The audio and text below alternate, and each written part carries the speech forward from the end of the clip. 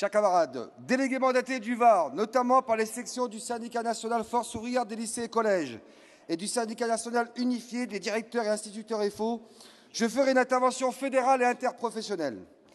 Dans le cadre de nos mandats respectifs, notamment en défense des garanties statutaires des enseignants fonctionnaires d'État, mais aussi des personnels territoriaux, nous avons décidé dans le Var, avec l'aide et le soutien de notre union départementale, de mener une campagne commune, Fédération de l'enseignement FNEC-FPFO, Fédération des services publics de santé FSPSFO du Var, contre la réforme des rythmes scolaires, contre le désengagement de l'État, dans le cadre du combat de notre confédération contre le pacte de responsabilité intégrant la réduction des dépenses publiques à hauteur de 50 milliards d'euros en 3 ans. Réunions communes, enseignants et territoriaux FO, diffusion commune dans les écoles, communiqués communs, audiences communes à tous les niveaux, maires, inspecteurs d'académie, préfets, banderoles communes dans les manifestations, ont permis de défendre nos positions revendicatives et notre indépendance, notamment pour l'abrogation de cette réforme des rythmes, contre la territorialisation de l'école, contre la destruction des cadres d'emploi des personnels territoriaux, contre la privatisation, externalisation de certaines missions. Même si rien n'est réglé, camarades, ce travail commun a permis de faire parfois reculer localement, certes momentanément, sur certains dossiers et a aidé à amplifier notre audience, notre syndicalisation. Il a permis, camarades, par exemple, à la section FO des territoriaux de la Seine-sur-Mer, deuxième ville du Var, à passer de 10% à 50% des voix aux dernières élections professionnelles du 4 décembre.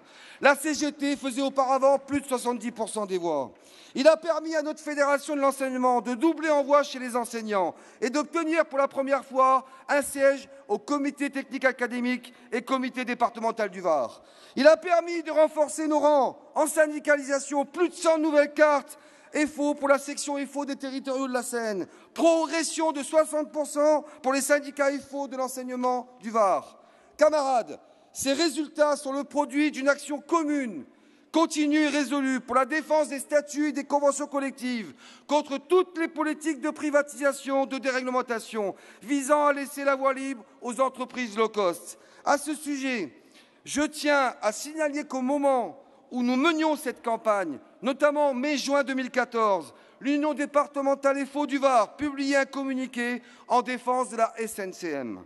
Camarades, la SNCM est confrontée à une attaque d'ampleur qui vise à liquider la dernière compagnie maritime de service public de transport assurant la continuité territoriale avec la Corse, c'est-à-dire 2600 emplois livrés à l'appétit des repreneurs, en réalité, ma camarade, des prédateurs, des vautours qui annoncent froidement ne vouloir préserver que 700 emplois et encore sans en préciser le statut. Et cela avec la totale complicité et implication du gouvernement, actionnaire majoritaire, qui a utilisé les pires outils pour cela, notamment en livrant la compagnie au tribunal de commerce pour se donner satisfaction à Veolia. À Toulon, cela signifie livrer le port à un unique transporteur, la compagnie low cost Corsica Ferry.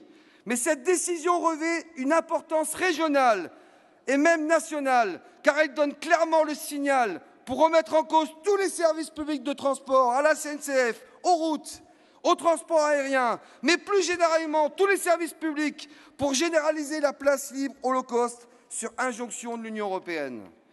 C'est pourquoi, camarades, notre union départementale FO du Var a publié une motion de soutien et appuyé toute initiative pour mettre en échec cette opération. Oui, il est nécessaire, camarades, de sauver tous les services publics. Il est nécessaire et possible de sauver la SNCM en rassemblant toutes les forces syndicales et militantes, car c'est le service public qui est au centre de cette attaque.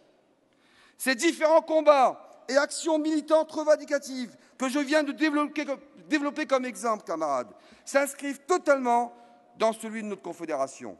C'est ainsi que mandat m'est donné pour voter pour les rapports d'activité et financiers. Par les camarades adhérents du Var qui m'ont mandaté, fiers et déterminés, camarades, fiers d'appartenir au syndicalisme libre et indépendant FO, fédéré et confédéré. Mandat m'est donné pour intervenir dans ce congrès afin de réaffirmer ensemble nos positions revendicatives en défense de toutes les conquêtes collectives, de réaffirmer ensemble l'abandon, l'exigence d'abandon du pacte de responsabilité et de la loi Macron, loi dont le contenu est totalement opposé à nos revendications rappelées dans le rapport d'activité. Décider ensemble, ici, maintenant, lors de ce congrès, la grève nationale interprofessionnelle pour bloquer le pays, pour bloquer cette politique de destruction. Rien n'y jouer, camarades. Nous pouvons, nous devons les faire reculer. En avant les revendications forces ouvrières. Libres et indépendants, nous le sommes. Libres et indépendants, nous le resterons. Vive les syndicats de l'Union départementale Force ouvrière du Var. Vive les fédérations FO. Vive la Confédération générale du travail Force ouvrière. Merci, camarades.